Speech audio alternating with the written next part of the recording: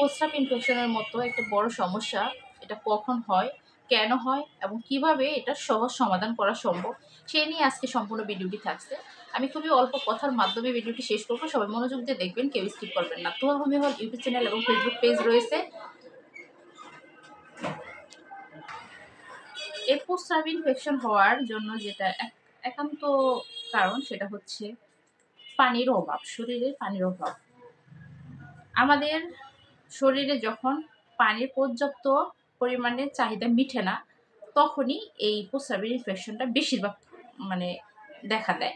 যেগুলা দীর্ঘ সময় চলে সেগুলার কারণ ভিন্ন হতে পারে, কিন্তু যেগুলা এই আজ আছে কাল নাই, 2 দিন পর পর একটু একটু করে ইনফেকশনটা হয়, প্রস্রাবে জ্বালাপোড়া করে, পেটে ব্যথা করে, দেখা যায় হঠাৎ করে একটু পানি পান করছেন, তারপরেই শুরু হয়ে গেছে পেটে ব্যথা, তারপরে শুরু হয়ে গেছে প্রস্রাবের জ্বালা, সারাদিন ভালো আছে। এই যে যেমন এখন রমজান মাস, এই রমজান মাসে দেখা যাবে যে সারাদিন যেমন তেমন, ইফতারের পর হলেই, যখন ইফতারের সময় অনেকটা ঠান্ডা পানি, জুস, শরবত যা কিছুই খান না কেন, কিছু খাবার দাবার খাবেন, সেই সাথে অনেকটা পানি খাওয়ার চেষ্টা করবেন। তারপরেই দেখা দেবে এই ধরনের সমস্যা, যে প্রস্রাবের রাস্তায় ব্যথা করতেছে, প্রস্রাব করতে গেলে জ্বালাপোড়া করতেছে, বারবার প্রস্রাবের চাপ দিতেছে, দাঁড়ায় থাকতে পারতেছে না, প্রস্রাব করার জন্য যেভাবে মানুষ বসে ওভাবে বাথরুমে যে বসে থাকতে হচ্ছে। এই যে সমস্যাগুলো, এই সমস্যাগুলো মূলতই দেখা দেয়, সেটা হলো পানির শরীরে অভাব। যখন আপনি চাহিদা মতো পানি পান করবেন না, তখন এই সমস্যাগুলো দেখা দেবে। ছোট বড় সবারই দেখা দিতে পারে। তবে এই সমস্যাটা যদি ঘন ঘন দেখা দেয়, তাহলে অবশ্যই কিছু পরীক্ষা নিরীক্ষা করে মেডিসিন সেবন করা উচিত। আর যদি হুটহাট হঠাৎ করে একটু একটু দেখা দিচ্ছে, যেমন 6 মাসে একদিন, 2 মাসে একদিন, তাহলে সেক্ষেত্রে আপনি এই যে ঘরোয়া কিছু নিয়ম কানুনের মাধ্যমে কিন্তু সুস্থ থাকতে পারবেন। তো ঘরোয়া নিয়ম কানুনগুলো কি? সেগুলো হলো যে আপনাকে প্রতিনিয়ত প্রচুর পরিমাণে বিশুদ্ধ পানি পান করতে হবে। সেটা নর্মাল পানি, যেটা ফ্রিজের কোনো পানি না। যদি আপনি নর্মাল পানি খেতে না পারেন, বিভিন্ন ফলের রস, জুস এগুলো খেতে পারেন, তবে সেগুলো হোমমেড করে খেতে হবে। আপনি বাসায় তৈরি করে খাবেন। যেগুলো প্রিজারভেটিভ করা থাকে, যেগুলো আপনার প্রস্তুত করা থাকে, সেই খাবারগুলো কিন্তু আপনি টোটালি খাবেন না। তরল খাবার দিয়ে আপনার শরীরে ডিহাইড্রেশনের প্রবলেমটা কমাতে পারেন, তবে সেটা, সেই তরল খাবারগুলো আপনাকে নিজেই তৈরি করে নিতে হবে। আপনি যদি সেটা বাজারজাত করা তা খাওয়ার চেষ্টা করেন, তাহলে আপনার তেমন একটা উন্নতি হবে না, হয়তো বা ক্ষণিকের জন্য আপনি আরাম পাবেন। এই জন্য উন্নতি হবে না বাজারজাত খাবারে। সেখানে আপনার বিভিন্ন ধরনের খাবার সুস্বাদু করার জন্য বিভিন্ন ধরনের কেমিক্যাল ইউজ করা হয়, বিভিন্ন অ্যালকোহল জাতীয় ড্রিঙ্কস থাকে, যেগুলো শরীরের জন্য পর্যাপ্ত ক্ষতিকর। আপনি যদি বাসায় তৈরি করেন, সেক্ষেত্রে আপনার একটা জিনিসের প্রতি নজর রাখতে হবে, সেটা হলো যে চিনি ছাড়া বা চিনি মিষ্টি খাবার, মিষ্টি ব্যবহার করা ছাড়া শরবত এবং পানীয় পান করতে হবে। আপনি মিষ্টি দিয়ে যদি পানীয় তৈরি করার চেষ্টা করেন, মিষ্টি দিয়ে যদি শরবত তৈরি করার চেষ্টা করেন, অবশ্যই মিষ্টি ছাড়া শরবত ভালো লাগে না। সেই স্বাদের দিকে যদি লক্ষ্য রাখেন, তাহলে কিন্তু আপনার ক্ষতিই হবে, উপকারের কোনো কিছু হবে না, উপকার হবে না। কারণ প্রস্রাবে যখন সমস্যা দেখা দেয়, প্রস্রাবের শরীরে যখন পানির স্বল্পতা তৈরি হয়, তখন কিন্তু চিনিযুক্ত খাবারকে সম্পূর্ণরূপে নিষিদ্ধ করা হয়। চিনিযুক্ত খাবার যদি সম্পূর্ণরূপে বাদ না দিতে পারেন, তাহলে আপনার প্রস্রাব ইনফেকশন বা প্রস্রাবের যে জ্বালাপোড়া, ব্যথা বেদনা, এই সমস্যাটি সমাধান করা সম্ভব না। তাই দয়া করে প্রস্রাবের চাপ বা প্রস্রাবের ব্যথা, প্রস্রাব করার সময় জ্বালাপোড়া, এই সব লক্ষণে চিনিযুক্ত খাবারগুলো সম্পূর্ণরূপে বাদ দিয়ে নর্মাল পানি পান করার চেষ্টা করুন। ঠান্ডা জাতীয় খাবার, তাই বলে যে সেটা ফ্রিজের খাবার হবে তা কিন্তু না।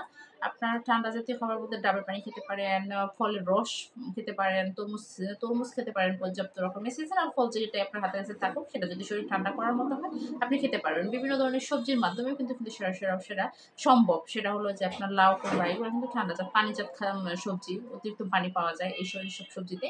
এই খাবারগুলো আপনি বাসায় বসে খেতে পারেন। যখন আপনার এই ধরনের শরীরে ডিহাইড্রেশনের প্রবলেমটা তৈরি হবে, তখন কিন্তু আপনাকে একটু কড়া খাবারগুলো থেকে দূরে থাকতে হবে, যেমন ভাজা পোড়া, ফাস্টফুড আইটেম, তারপরে হলো আপনার পর্যাপ্ত ঝাল এবং ভর্তা ভাত, অতিরিক্ত শক্ত ভাত, এইসব খাবার থেকে একটু একটু দূরে থাকতে হবে। রুটি, এই খাবারগুলো প্রচুর পরিমাণে পানি টানে। এই খাবারগুলো খাওয়ার পরে প্রচুর পানির পিপাসা থাকে। আর সে যে পানিটা আপনি পান করবেন, সেটা খাবার হজম করতে চলে যাবে, সেটা আপনার শরীরে কাজে লাগবে না। তাই এইসব খাবারগুলো একটু দূরে রেখে একটু তরল খাবার, একটু নরম খাবার খাওয়ার চেষ্টা করবেন, যেহেতু প্রস্রাবের প্রবলেম তৈরি হয় আর শরীর কড়ার সমস্যা হয়। অনেকেই শরীর কড়া হিসেবে রোগটি চিনেন, অনেকেই প্রস্রাব ইনফেকশন বললেই বুঝেন, অনেকেই বলেন প্রস্রাবের সমস্যা, কড়া বা ইনফেকশন কিছুই বুঝেন না। যে যেভাবে বুঝেন, প্রস্রাবের এই ধরনের ঘনত্ব বা ঘন ঘন চাপ, জ্বালা পোড়া হঠাৎ করে দেখা দিলে গরমকালে অনেকেরই এই সমস্যাটা হয়। কেউ যদি দীর্ঘ সময় পরিশ্রম করে ঘরে ফিরেন তখন কিন্তু এই সমস্যাটা দেখা দেয়। কেউ রোদে কাজ করে এসে বাসায় ক্লান্ত হয়ে পড়েন, তখন এই সমস্যাটা দেখা যায়। দিনের যে কোনো সময় বা রাতে এই সমস্যাটা কিন্তু দেখা দিতে পারে। তার মূলত কারণগুলোই থাকে আসলে ডিহাইড্রেশন। তাই পর্যাপ্ত নরমাল পানি, সেটা বিশুদ্ধ পানি হতে হবে, পরিষ্কার পানি হতে হবে। এই পানিটা শরীরের জন্য খুবই খুবই খুবই প্রয়োজন। সেটা আপনাকে প্রতিনিয়ত মেনটেন করতে হবে, তাহলেই এই ধরনের সমস্যাগুলো হবে না। তো ঘরোয়া পদ্ধতি প্রাথমিকভাবে এগুলোই আপনাকে গ্রহণ করতে হবে। আপনাকে শরীর ঠান্ডা রাখার জন্য দই খেতে পারেন, কলা খেতে পারেন, বিভিন্ন ধরনের ফ্রুটস আইটেমগুলো আপনার খাবারে রাখতে পারেন। তাহলে আপনার শরীরটা একটু হলেও এই ডিহাইড্রেশনের প্রবলেমটা কম থাকবে। আর যদি আপনি খুব বেশি প্রবলেমে থাকেন, যদি ঘন ঘন এই সমস্যাটি দেখা দেয়, এটা নিয়ে যদি অতিরিক্ত সমস্যা হয়, যদি দীর্ঘ সময় মেডিসিন কন্টিনিউ করে থাকেন, তাহলে অবশ্যই আমি বলব যে আপনি ক্লিনিক্যাল কিছু টেস্টের মাধ্যমে আবারও নিশ্চিত হন কী সমস্যা, কেন হচ্ছে, কেন রোগটি সারতেছে না। তারপরে আবার পূর্ণাঙ্গভাবে চিকিৎসা শুরু করুন। তো আজকের ভিডিওটির মাধ্যমে আমি আপনাদেরকে সচেতন করার চেষ্টা করেছি। আমাদের কাছে এরকম অ্যাভেলেবেল রোগী আসে যাদের পানি খাওয়ার অভ্যাস নেই এবং এই জ্বালাপোড়াগুলো সমস্যা থাকে, এবং প্রস্রাবে জ্বালাপোড়ার সাথে সাথে সেটাকে সর্বাঙ্গে জ্বালাপোড়ার সমস্যা থাকে এই ডিহাইড্রেশনের কারণে।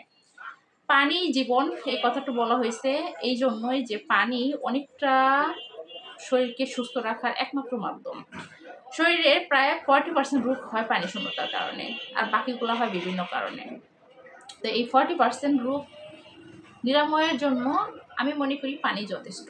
সেটা বিশুদ্ধ পানি হতে হবে এবং সময় আর পরিমাণ নির্ধারণ করে যদি আপনি সঠিকভাবে পানিটা মেনটেন করতে পারেন, তাহলে আপনার শরীর এবং স্কিন যথেষ্ট ভালো থাকবে।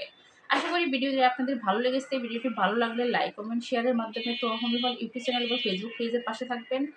পূর্ণাঙ্গ ভিডিওটি যারা এতক্ষণ করে দেখেছেন তাদেরকে অসংখ্য ধন্যবাদ, এবং সেই সাথে রমজান মুবারকের শুভেচ্ছা জানিয়ে শেষ করতে আজকের ভিডিওটি। সবাই ভালো থাকবেন, সুস্থ থাকবেন, নিজের স্বাস্থ্যের যথেষ্ট যত্ন নেবেন।